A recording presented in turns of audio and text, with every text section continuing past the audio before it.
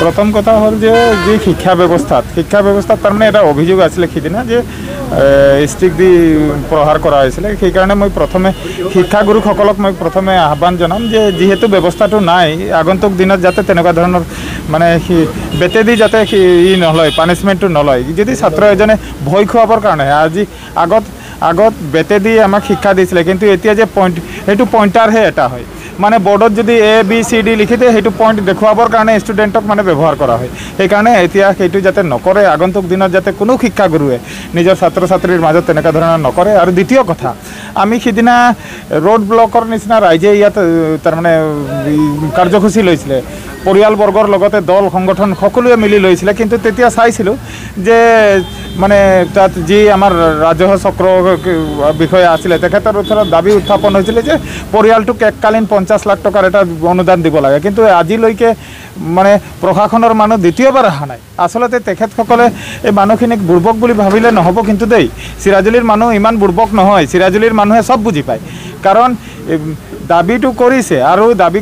আৰু এটা কথা কৈছোঁ মন্ত্ৰীয়ে হওক বা মন্ত্ৰীৰ প্ৰতিনিধিও অহা নাই সজাতি দল যে আহিব লাগে ছাত্ৰ এজন যে ঢুকুৱাৰ পিছত যে সমাজৰ সম্পদ এজন যে মানে হেৰাইছে সেই কথাটো উপলব্ধি কৰিব লাগিব আজি মন্ত্ৰী বিধায়ক সকলোৱে আহিব লাগিছিল ইয়াত আজি CMA আহিব লাগিছিল মোৰ মতেতো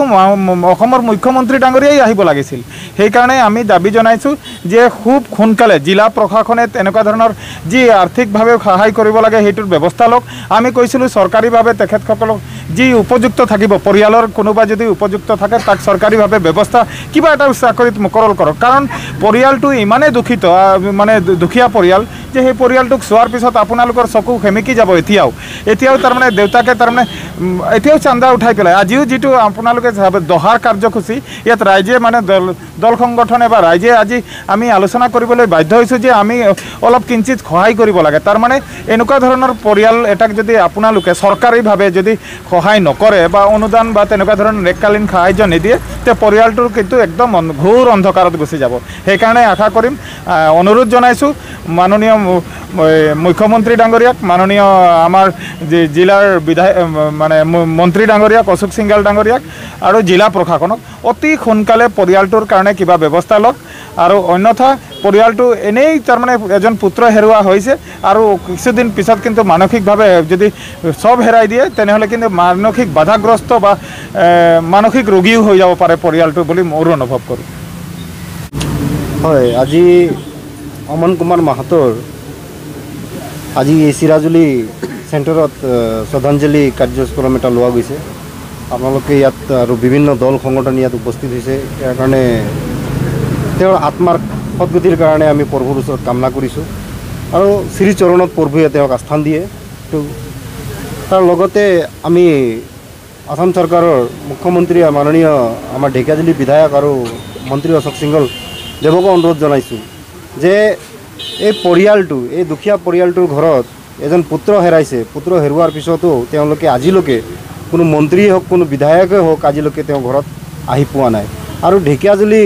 এজন বিধায়ক হোৱাৰ লগে লগে তেওঁ এজন মন্ত্ৰী হয় অসম চৰকাৰৰ আৰু তেওঁ অসম চৰকাৰৰ মন্ত্ৰী হোৱাটো তেওঁ যোনদিনাখন আমাৰ ইয়াত ৰোড ব্লকেট আছিল এদিনাখন শিঙৰি ৰাস্তা হৈ কিনি তেওঁ দলগাঁৱত ওলাই গুচি গ'ল তেওঁ পোৱা নাই মানে বৰ দুখ লগা কথা যে এজন বিধায়ক তেওঁ নিজে এজন আমাৰ প্ৰতিনিধি হয় আৰু ঢেকিয়াজুলি ৰাইজৰ কাৰণে তেওঁ চিন্তা ভাৱনা কৰা এজন নেতা হয় আৰু ঢেকিয়াজুলিৰ এনেকুৱা ঘটনা এটা ছাত্ৰ আমাৰ মাজৰ পৰা হেৰাই গৈছে তাৰ কাৰণে তেওঁৰ তাত সময় নাই মানে আমি বিভিন্ন জাতীয় দল সংগঠন ইয়াত উপস্থিত আছোঁ আৰু খুব দুখ প্ৰকট কৰিছোঁ তেওঁক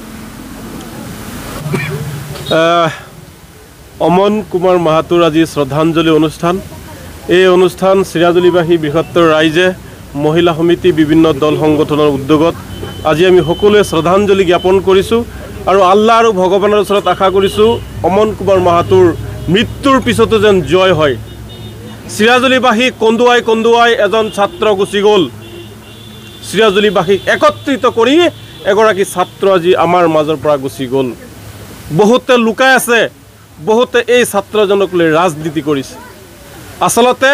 ইয়াৰ যিগৰাকী বিধায়ক যিগৰাকী মন্ত্ৰী তেওঁ যদি ঢেকিয়াজুলিৰ বাসিন্দা হ'লে হয় তেওঁ যদি চিৰাজুলিৰ বাসিন্দা হ'লে হয় অমন মাহাতৰ ঘৰত সিদিনা তেওঁ প্ৰৱেশ কৰিলে হয় খবৰ ল'লে হয়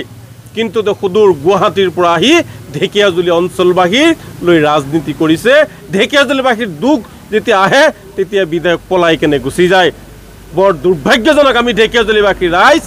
যে আজি এনেকুৱা এটা ঘটনা ঘটিবলৈ পাইছে। কি কাৰণ? আমাৰ ভোট লৈছা, ৰজা হৈছা, মন্ত্ৰী হৈছা, অট্টালিকাত থাকিছা, এচি গাড়ীত ঘূৰিছা, আমাৰ ল'ৰা মৰিছে, তুমি পলাই পলাই গুচি গৈছা। গতিকে সকলোকে কৈছোঁ, ৰাজনীতিৰ সময়ত ভোট ভিক্ষা বিচাৰিবলৈ তোমালোক নাহিবা। তোমালোকৰ যি লাজ আৰু চৰম থাকি থাকে, আৰু আমি তোমালোকক যোগ্য প্ৰত্যুত্তৰ দিম। সিদিনা সুধিম